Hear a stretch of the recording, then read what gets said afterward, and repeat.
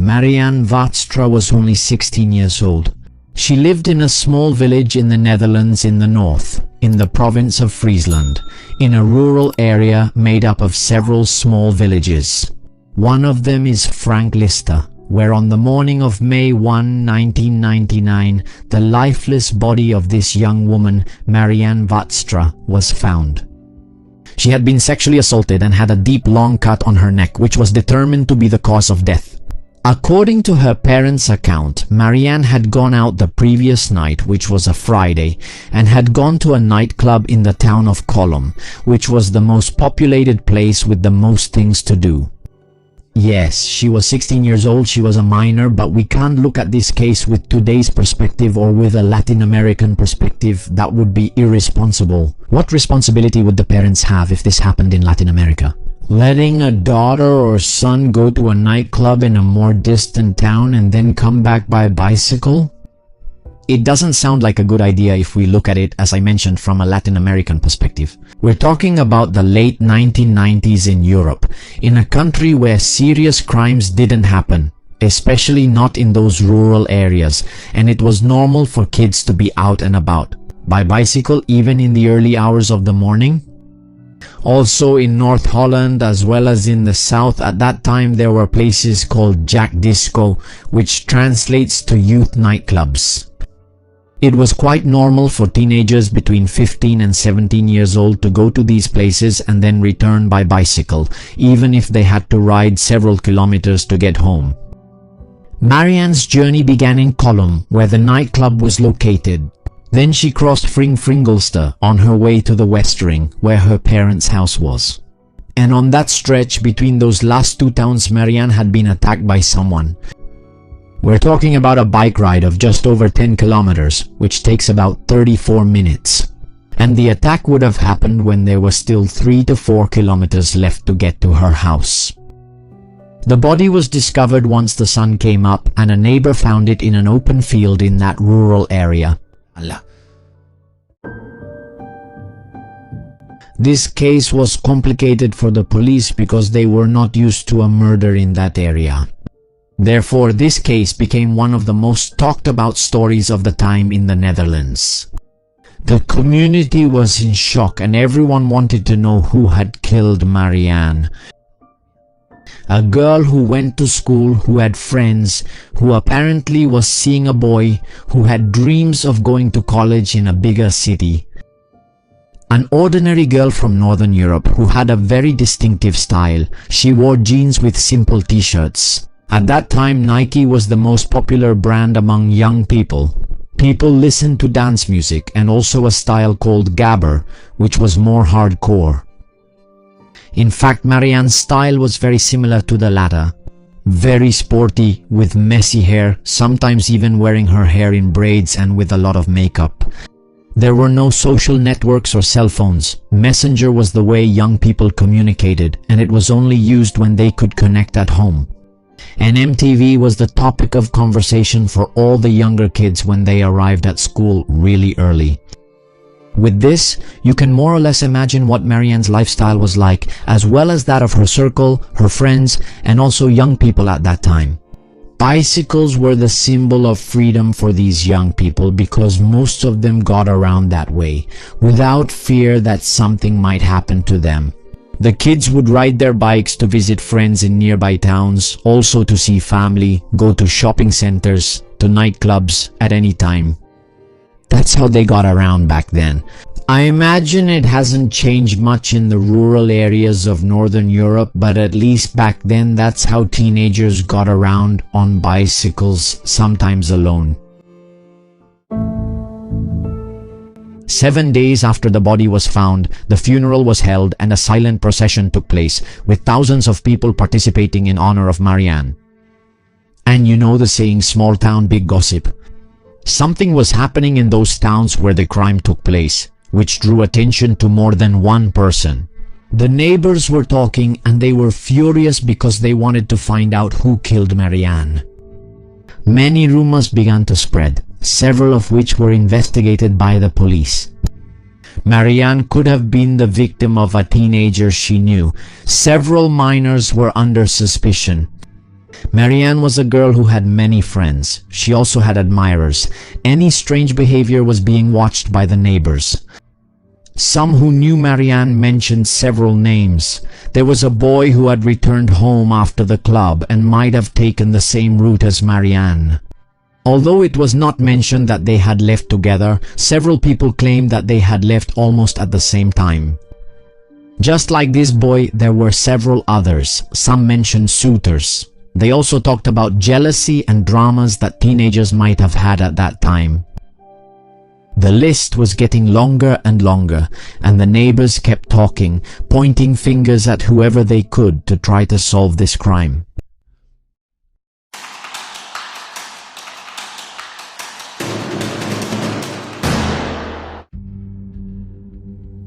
The case of Marianne Vaatstra had one thing going for it. Hair from a man had been found on Marianne's body. Unfortunately, although DNA technology was not as advanced as it is today, it was already possible to compare it to find or rule out suspects. Every person who was being mentioned had undergone the DNA test. Each of the teenagers and even several adults had been ruled out. Initially, there were 12 main suspects. Then the list grew by December 1999, 7 months after the murder. At least 180 men were questioned and their DNA was analyzed without finding a single match. Then the biggest rumor in the case emerged, something that convinced the town they had found the culprit. One day after Marianne's murder, a man had suddenly left the area. This man, an Iraqi national, was a refugee who was staying at a refugee accommodation center that at that time had more than 400 people as guests. This rumor started from within. People inside this center saw that the man had disappeared out of nowhere, without saying goodbye and taking all his things with him. How could it have happened a day after the murder? Many thought it had to do with what had happened with Marianne. Some mentioned that this man had erratic behavior, that he used to look at the women in the center with a frightening gaze, as if he could attack them at any moment. It's important to mention that this refugee center was located in the area, in that section near Column, and many people saw these refugees in the town.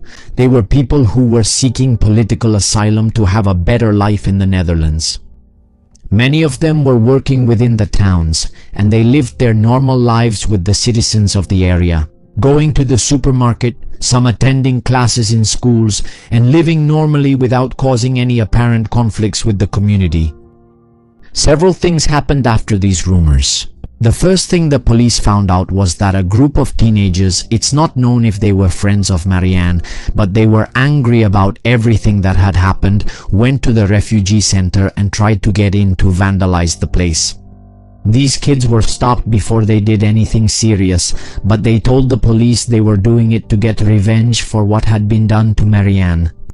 There was also another woman who had organized a group of neighbors, and they went to protest outside the refugee center. This same group started protesting at government offices when they found out there were plans to open another refugee center in the area. This situation was so serious that the media was talking about racism, xenophobia, and discrimination. People began to hate refugees from those countries who were trying to build a better life there. We're talking about people from Iraq, Iran, Afghanistan, Somalia, Eritrea, and the former Yugoslavia. There were many reports of verbal and physical assaults against these people, and up to that point the only suspect of Iraqi nationality still hadn't been found. The Dutch authorities requested that an international alert and search be issued through Interpol. At the same time, a new rumor was emerging, again about the refugee center. A man from Afghanistan was under suspicion. Again, someone who apparently had strange behavior, but unlike the Iraqi, this man was still in the area. The authorities detained him, gave him a DNA test, but he ended up being ruled out because there was no match. Shortly after, it was announced that the man of Iraqi nationality had been found in Istanbul, Turkey. What is known about this man is that he had been detained and given a DNA test. What we don't know is whether he was taken back to the Netherlands or if this whole process was carried out in Turkey. I imagine they must have done it in Turkey because transferring someone without knowing exactly if he was guilty. Anyway, the most wanted man in the Marianne Vaatstra case was not guilty. His DNA had not been found at the crime scene, and so many people started to be more careful about making accusations. Some even pointed out that everything was becoming very political, as if attacking refugees was a conservative plan to get votes. In 1998, the government was mostly social democratic, so with a story like Marianne Vaatstra's, it was ideal to focus hatred on refugees and win votes in 2002. And it was working. There was a very high percentage of people who were against the opening of new refugee centers, as well as greater control over the background and history of the applicants. More centers were opened, but all without much publicity to avoid attacks or even assaults. Agresiones. The case of Marianne Vaatstra was put on hold. The only thing the authorities stated, after all the suspects that were mentioned, was that the hair found at the crime scene belonged to a white man. That it possibly belonged to someone from that town or from a nearby town. In fact, they even went so far as to say that he couldn't be more than 15 kilometers from where the crime had occurred.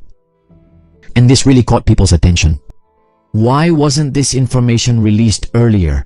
Why were they detaining refugees as well as white men from the area?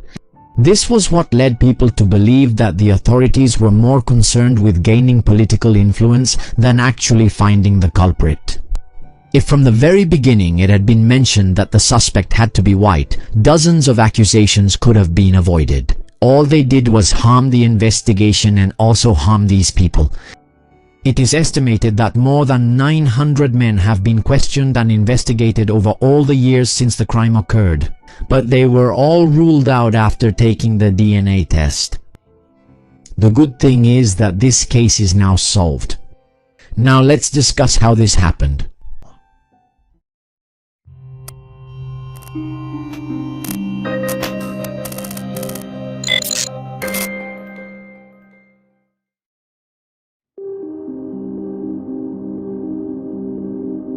More than 13 years had passed since Marianne Vaatstra's murder, and in 2012 the authorities decided to reopen the case. This decision was made because by that year the Netherlands had approved familial DNA analysis. Yes, for criminal cases. This meant that with volunteers from the area they could trace the primary DNA profile found at the crime scene. So, if a person came in, they would do a DNA test, and if they were related to the person linked to the primary DNA profile, they could get to the suspect. Right? That's how it worked. An announcement was made in the media, and between 6,500 and 8,000 people came forward to voluntarily give their DNA. The town kept talking about Marianne. Her family always tried to keep the case alive, especially her father, and with this new DNA, they were sure they would be able to find out who Marianne's killer was. This obviously took months, thousands of men coming in and out of the laboratories where the samples were being registered, until the authorities got a match. What caught their attention was that the match was 99%. In other words, it was the same killer who voluntarily gave his DNA. This man was 45 years old and his name was Jasper Stringer. At the time of the crime he was 32 years old and lived 2.5 kilometers from the crime scene. And he stated that early that morning he had a fight with his father. Then he went out for a walk feeling distressed, and that's when he saw Marianne on her bicycle. His statements about what he did were very disturbing. He said the following: "I saw her and thought she was mine. She belonged to me. I had never had that thought before. It was like my mind stopped making sense." Another thing that Jasper mentioned was that after sexually assaulting Marianne, he started to panic because he knew he would go to jail if he left her alive after what he had just done. That was when he strangled her with her bra and then used a pocket knife to make 3 cuts on her neck in total and dumped the body in the open field in the rural area. Something that wasn't clear was why he decided to give his DNA instead of confessing directly. His arrest was at the end of 2012. I mean, a lot of time had passed, and during all those years he could have confessed. But he waited for the authorities to conduct a new DNA analysis before voluntarily coming forward. Then Jasper mentioned the reason. He said that for years he was afraid to confess, that he wanted to do it, but he never dared. And that when the authorities announced the new tests, he said they would find him anyway through relatives in the area. That's when he chose to turn himself in. Even when he submitted his DNA, the police took 6 months to get his result. Those were the last months when Jasper was waiting every day to be arrested. Jasper S. was sentenced to 18 years in prison for the abuse and murder of Marianne Vaatstra, but this case would not end there. Because a few months before his official conviction, a man named Misha Kat, who was a journalist covering Marianne's case, was claiming that Jasper was not the killer.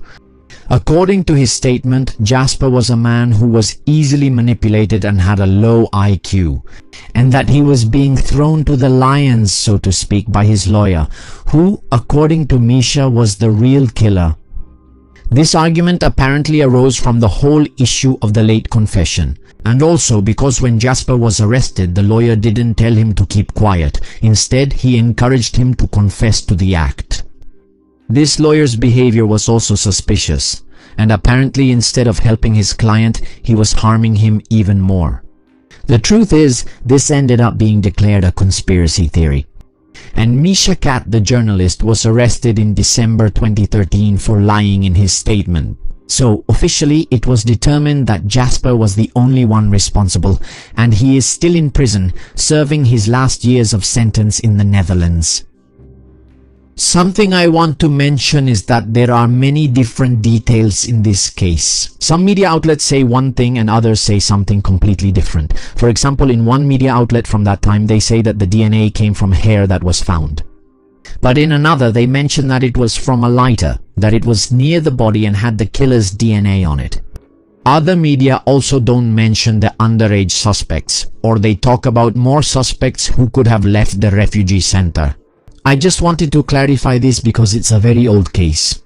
We also investigated it in another language. I mean, we had to translate, and it's normal for the versions to change over the years. The good thing is that in the end, justice was served, and the Vaatstra family, after all those years, was able to see the culprit behind bars.